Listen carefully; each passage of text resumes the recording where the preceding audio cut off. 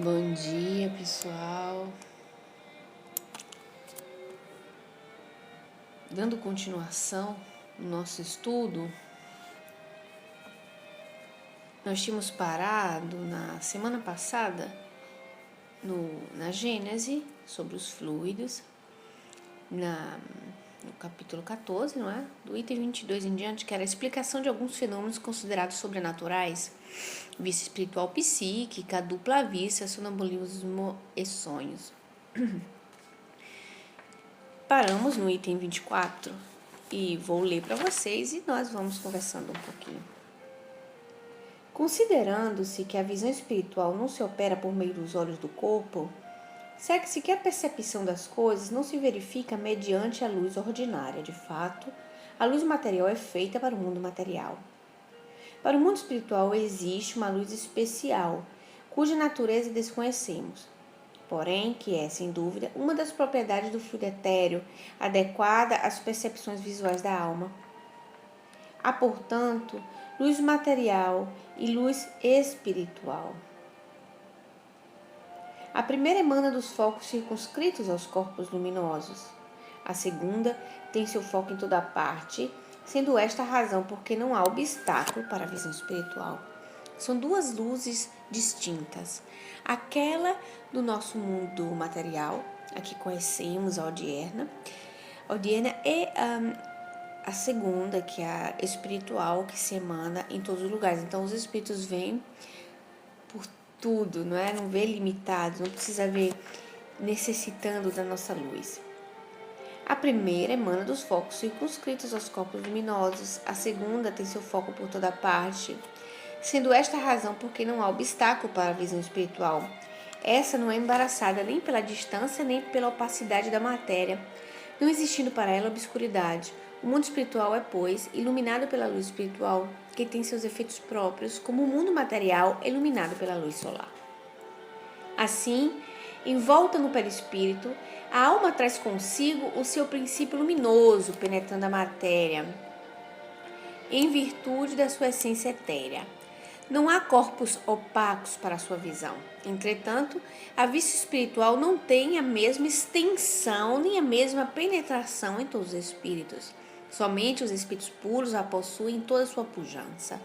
Nos inferiores, ela se acha enfraquecida pela relativa grosseria do perispírito, que se lhe impõe como se for uma espécie de nevoeiro.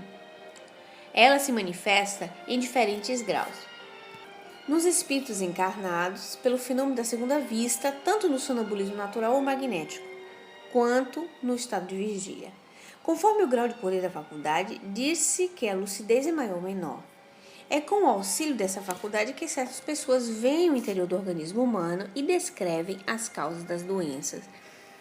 Quando um sonâmbulo, ou momento de transe, sonambulismo, seja magnético, seja natural, ou mesmo desperto, que ele consegue perceber as situações ao seu redor, espiritual da pessoa, e até mesmo ver o interno da pessoa. Os sonâmbulos viam por dentro, não é? Viam os órgãos das pessoas, conseguiam identificar o problema, a doença, aquilo que fosse, pela visão perispiritual, não pela visão circunscrita dos nossos olhos materiais. Então, a visão para o espírito, mesmo que seja encarnado, quando ele está em transe, ele vê por tudo, ele vê pelo perispírito. Então, ele vê ao interno das coisas, porque não tem opacidade para ele, ele consegue, é transparente. Nos espíritos, vocês observam que o que ele diz, que tem uma limitação da extensão. Então, os espíritos puros, pelo fato deles dominarem a matéria e dominarem as aptidões, eles podem ver a grandes distâncias. Então, eles podem estar a milhões de quilômetros de nós e nos ver onde estamos aqui. E os outros inferiores vão ver circunscritos a sua evolução. Então, não tem a mesma extensão. Por quê? Porque não está desenvolvido nele ainda todas as aptidões necessárias. A vista espiritual, portanto, faculta as percepções especiais que, não tendo por sede os órgãos materiais, se operam em condições muito diversas das que decorrem na vida corpórea. Por esta razão, não se pode esperar efeitos idênticos, nem experimentá-la pelos mesmos processos. Como são faculdades íntimas, que não está ligado diretamente aos corpos físicos, aos órgãos, não tem ligação com os órgãos, o que acontece? Vai ser individual. Individual em coerência a cada pessoa, a cada evolução, a cada desenvolvimento de cada um. Então é relativo. Como ele diz, né? Vamos ler aqui. Por esta razão, não se pode esperar efeitos idênticos nem experimentá-la pelos mesmos processos. Efetuando-se fora do organismo, ela tem uma mobilidade que frustra todas as previsões. Deve ser estudada em seus efeitos e em suas causas, e não por assimilação com a vista ordinária, que ela não se destina a suprir, salvo casos excepcionais que não se poderiam tomar como regra. Então, em casos excepcionais, pode ter tido uma associação com a visão física, casos excepcionais, mas não tem como criar um estudo específico fazendo um exame oculístico, por exemplo, porque é uma visão que não está limitada aos olhos, como tínhamos falado. Nos espíritos encarnados, e aqui, a vista espiritual necessariamente incompleta e imperfeita, e por conseguinte sujeita a aberrações. Imagine, sujeita a aberrações. Nos espíritos encarnados, tendo por sede a própria alma, nós não vemos por todo o perispírito, o estado deixa de influir nas percepções que aquela vista faculte. Conforme o grau de desenvolvimento, as circunstâncias e o estado moral do indivíduo, ou seja, olhe bem, desenvolvimento, circunstância e estado moral, ela pode dar quer durante o sono, quer durante o estado de vigília, ou seja, dormindo ou acordado. Isso pode acontecer, e são 3 circunstâncias da avaliação. De novo, quais são o desenvolvimento da faculdade, as circunstâncias na qual acontece a faculdade e o estado moral do indivíduo, o desenvolvimento moral dele.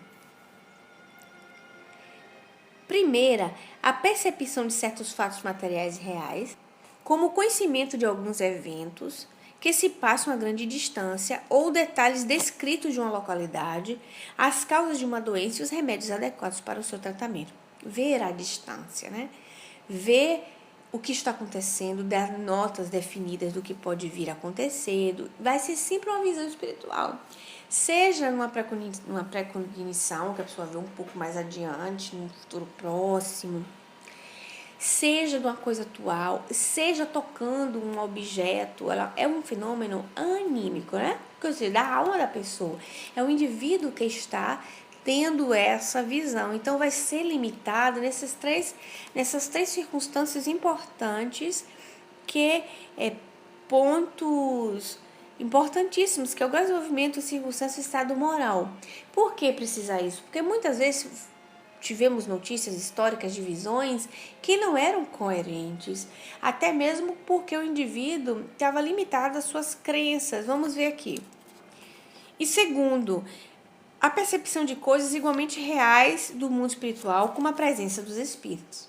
Então, olhe bem, a visão espiritual, que ela pode ser a dupla vista, que ela está percebendo a situação psicológica da pessoa, ela pode ver alguém ligado àquela pessoa acontecer alguma coisa no futuro, perceber um objeto, como ela pode ter evidência. A evidência, que seria a mediunidade de evidência, né? É ela ver o espírito. Ela vê o espírito e se comunica com ele. Então, é fenômeno de evidência. Terceiro, imagens fantásticas criadas pela imaginação, análogas às criações fluídicas do pensamento. As criações fluídicas do pensamento não é aquilo que nós chamamos de idealizar alguma coisa? A ideoplastia, nós criamos um pensamento e nós criamos isso. O pensamento é plástico, o pensamento é tudo. Então, nós podemos criar imagens fantásticas. E nisso vão consistir também várias nuances. Estas criações se acham sempre em relação com as disposições morais do espírito que as gera. Olha só. É assim que o pensamento de pessoas fortemente imbuídas de certas crenças religiosas e com elas preocupadas lhe apresenta o inferno, suas fornalhas, suas torturas e seus demônios, tais quais estas pessoas os imaginam. Então é real. O que é que ela faz? Ela tem tão convicta das suas crenças, aquilo ficou tão enraizado no seu ser, que ela cria essas imagens. Ela mesmo cria. E nós vamos ver aqui em que situação ela pode criar, com que influência isso pode acontecer. Às vezes, é toda uma epopeia. Os pagãos viam o Olimpo e o Tártaro como os cristãos veem o inferno e o paraíso. Se ao despertarem, ou seja, sair do sono, do transe, ou saírem do êxtase, porque Kardec trata o êxtase como também emancipação da alma. Lembra que nós falávamos disso? Que são várias nuances, como se fosse um grau de uma régua. E chega-se ao êxtase. O êxtase é um tipo de emancipação da alma. E conservam lembrança exata de suas visões. Tais pessoas as tomam como realidade confirmativa de suas crenças, quando tudo não passa de produto de seus próprios pensamentos. Vai-se ter a vivência espiritual real e vai-se ter aquela criada pelo próprio pensamento, criada pela pessoa, através das suas crenças. Ele bota uma nota aqui, vamos ver a notinha dele. É assim que se pode explicar as visões da irmã Elmerick, que reportam-se ao tempo da paixão de Cristo, de ter visto coisas materiais que nunca existiram, a não ser nos livros que ela leu. A senhora Katia Neely, na Revista Espírita de agosto de 1876, e uma parte das visões de Swedenborg.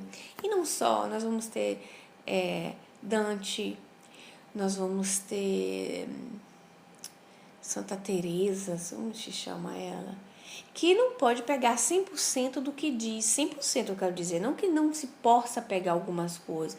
Muita coisa ali era real, é que é fantasticada demais. Quando é fantasticada demais, é como se você fosse pintar um quadro, você precisasse de uma tela branca e a tela estivesse suja. Você vai pintar o quadro, mas não vai ficar tão claro como seria se a tela fosse branca, limpinha. Isso acontece também com a mediunidade, por incrível que pareça. É como se você oferecesse para o espírito uma tela toda suja, toda manchada, ele tivesse que pintar lá em cima, o resultado final não vai ser aquilo que ele queria, como o espírito desejava. É preciso que se faça distinção muito rigorosa nas visões estáticas antes de se dar crédito a elas. Reparem que ele diz de dar crédito a elas uma rigorosa crítica, distinção das visões do estático. A tal propósito, o remédio para excessiva credulidade é o estudo das leis que regem o mundo espiritual. Então, o único jeito da gente desmistificar a visão do estático, porque apesar do estático se deslocar bem claramente, bem mais profundamente do corpo material, ele erra. Ele erra muito por causa que ele está tendo uma visão, o que ele diz? Pela vista perispiritual.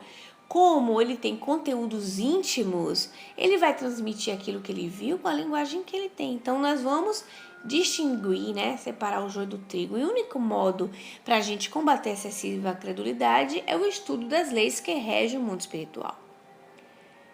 Os sonhos propriamente ditos apresentam as 3 características das visões acima descritas. Olha as características que foram ditas, quais foram? Percepção de certos fatos materiais e reais, conhecimento de alguns eventos que passam a grande distância, percepção das coisas igualmente reais do mundo espiritual, como a presença de espíritos, e imagens fantásticas criadas pela imaginação. É um resumo, Então, apresentam as 3 características das visões acima descritas. Os sonhos. O que é os sonhos? Dormiu, você dorme, entra num sono profundo e você vai trazer uma lembrança no dia depois. Um filmezinho. Esse filmezinho vai ter um misto de tudo, não é? Então ele diz, vai trazer essas 3 características. As 2 primeiras categorias dessas visões pertencem aos sonhos de previsões, pressentimentos e avisos. E olhe bem, Sonhos de previsões, pressentimentos e avisos. Pode incluir nisso aí. Na terceira, isto é, nas criações fluídicas do pensamento, é que se pode encontrar causa de certas imagens fantásticas que nada tem de real com relação à vida material, mas que tem para o espírito uma realidade tal que o corpo lhe sente o contra-choque, havendo casos em que cabelos embranqueceram sob a impressão de um sonho. Essas criações podem ser provocadas, olhe bem, essas criações mentais. Lembram que em vários estudos nós falamos dos conteúdos que nós absorvemos ficam retidos no nosso cérebro, dentro de nós. Olha só, são filmes, são novelas, são conteúdos que nós absorvemos externamente. São livros, antigamente era livro, né? Kardec estava no período do livro, livros fantásticos, histórias fantásticas, que causavam realmente verdadeiro terror nas pessoas. Então, fica registrado o material em nós. Quando nós dissemos assim, gente, vamos evitar antes de dormir, fica vendo conteúdo muito pesado, é filme de horror, terror, de assassinato, de guerra. Vamos evitar isso. Por quê? Porque o nosso cérebro absorve. E nós vamos, às vezes, ter uma noite angustiante, não vamos dormir tão bem. E as nossas experiências espirituais vão ser muito misturadas. Porque os nossos sonhos já são em si por si misturados com a vivência do dia a dia, no qual nós vamos ter uma interpretação, vamos entender o que é a vivência real da vida espiritual, aquela que é misturada. Nós temos que ter um bom senso, não é? Então, como é que Kardec diz? É o estudo das leis que regem o mundo espiritual, que nos faz compreender, para distinguir, vamos dizer assim, separar o joio do trigo. No entendimento, nós temos na história, somente na história das religiões, N situações que as pessoas eram grandes crédulas mesmo, né? Acreditavam ali e tal, naquelas imagens que viam, principalmente num período que as pessoas eram muito voltadas à religião medieval, que trabalhavam muito no psicológico das pessoas, do terror, do medo. Então, elas tinham aquelas imagens muito fortes dentro delas.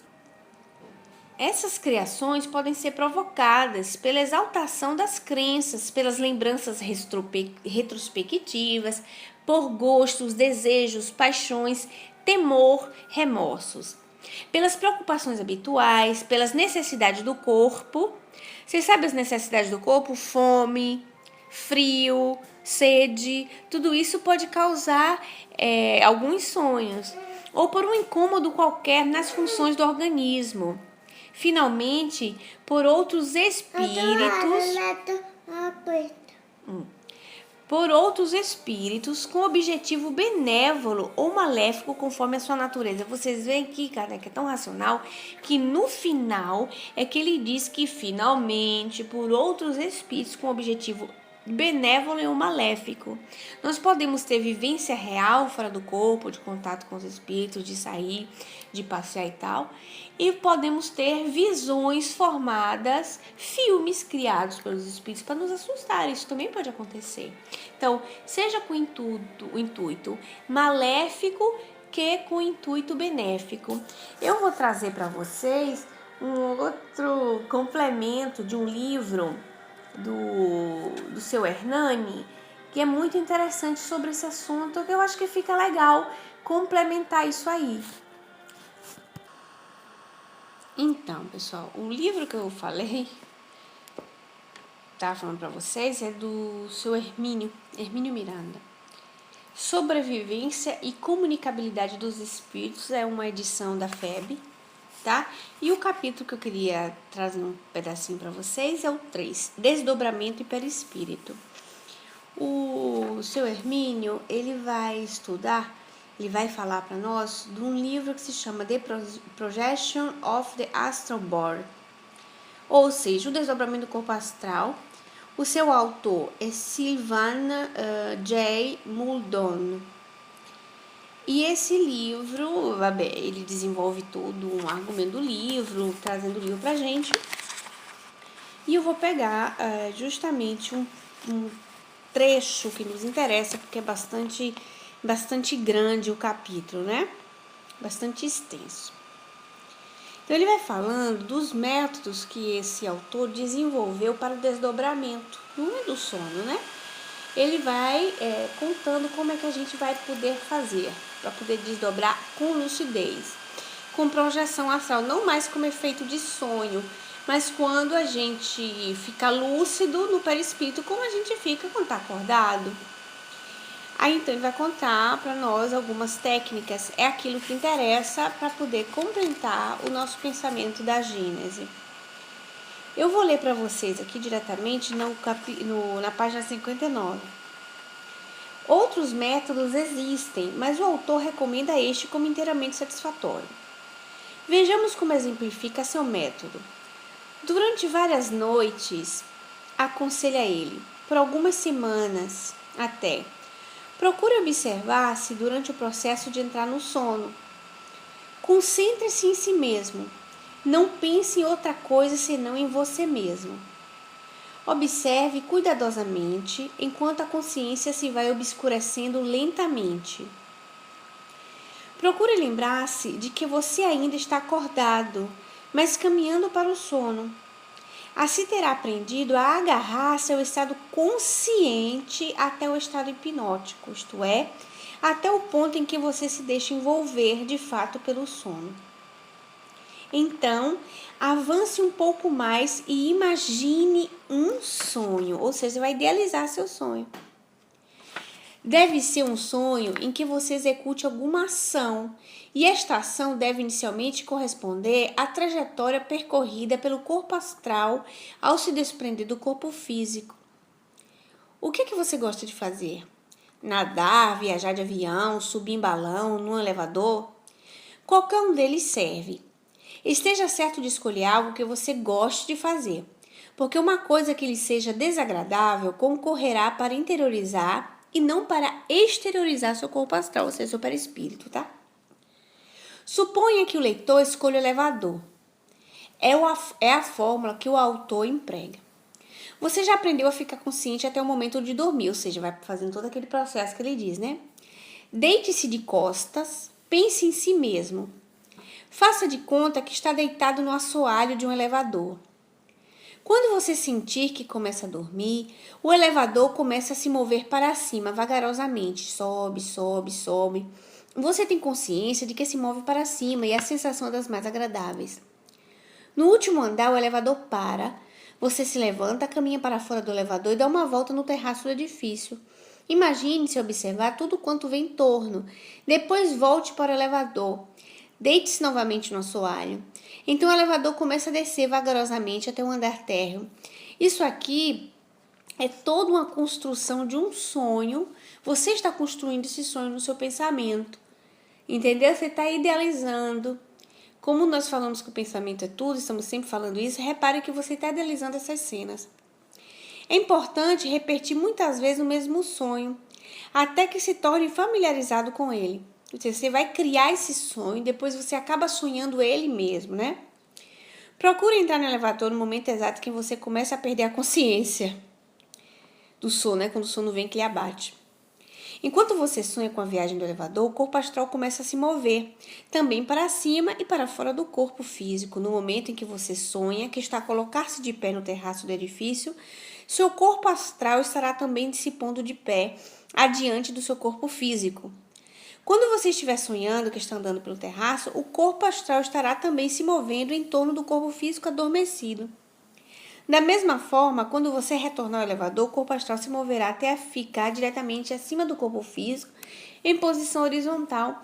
A descer o elevador dele também descerá sobre o corpo material.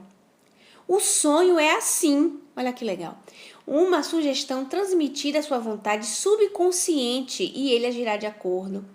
Você deverá recordar-se do sonho depois de acordado.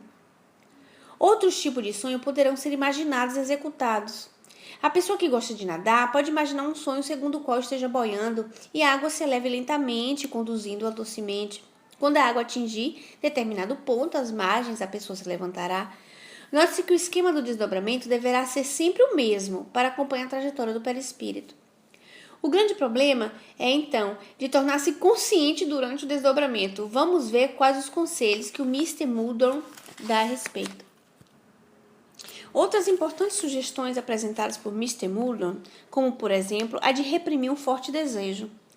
Isso ele descobriu por acaso. Deitou-se uma noite muito quente, com sede, Em um lugar, de levantar-se para beber água, continuou na cama, segundo confessa, por mera preguiça. Estava sonolento demais. Assim, o desejo de beber água foi suprimido, em lugar de ser satisfeito. Funcionou. Então, o mecanismo de desdobramento, de acordo com a lei que há pouco citamos. Incapaz de arrastar consigo o corpo físico, o perispírito desprendeu-se e o autor sonhou que estava em frente à torneira da cozinha, mas não conseguia abri-la. Tornou-se consciente nesse mesmo instante, ao verificar que suas mãos astrais, as mãos do perispírito, estavam agarradas à torneira, mas não podiam fazê-la girar naturalmente. No sonho, ele imaginava que a torneira estava tão apertada que ele não conseguia abri-la, mas ao se tornar consciente, ele verificou que não podia abri-la porque suas mãos não mantinham contato físico direto com o material da torneira. Descobriu então a utilidade do desejo reprimido em criar o estado de consciência. Claro, esse resultado pode exigir muita experiência até alcançar êxito. Não espere o leitor, se quiser tentar, conseguir consciência na primeira tentativa. Em seguida, a sede vem a fome como poderoso estimulante do processo. A sede pode ser consideravelmente aumentada a fim de que a repressão do desejo possa criar uma autêntica tensão suficiente para projetar o corpo astral e provocar a consciência. O autor narra alguns de seus exemplos. Mas existem exemplos da sede, do calor, do desejo de fazer xixi. São várias coisas que seriam estimulantes e tem sentido, porque se nós voltarmos na Gênese, e o que é que dizia? Pelas lembranças, por gostos, desejos, paixões, temor, remorso, pelas preocupações habituais e pelas necessidades do corpo, olha só, ou por um incômodo qualquer das funções do organismo. Vocês estão vendo? Por um incômodo qualquer. Então, era normal, por exemplo, uma criança sonâmbula natural, sentia desdobrar. Ela pegava o seu próprio corpo, conduzia o corpo, nesse caso é desdobramento para o espírito, mas o sonâmbulo ele pega o próprio corpo e age desse jeito. E levou o corpo a fazer xixi. Só como ela estava sonhando, ela fazia xixi nas gavetas de casa. Ela achava que ela estava fazendo banheiro. Mas é nas gavetas. É uma das questões. E concluindo por outros espíritos com objetivo benévolo ou maléfico conforme a sua natureza. Então, como pode ser uma indução do corpo, também pode ser criações mentais construídas pelos próprios espíritos. Quando for a semana que vem, a gente se vê novamente. Um abraço a todos e muito obrigada.